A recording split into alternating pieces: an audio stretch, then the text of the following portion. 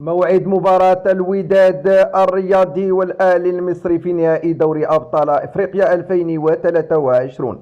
إليكم التفاصيل، حيث سيجمع نهائي دوري أبطال إفريقيا 2023 بين الأهلي المصري ونظيره الوداد الرياضي المغربي، بعد أن حجز الفريقان تأهلهما على حساب الترجي التونسي وماميلودي سان داونز الجنوب الإفريقي.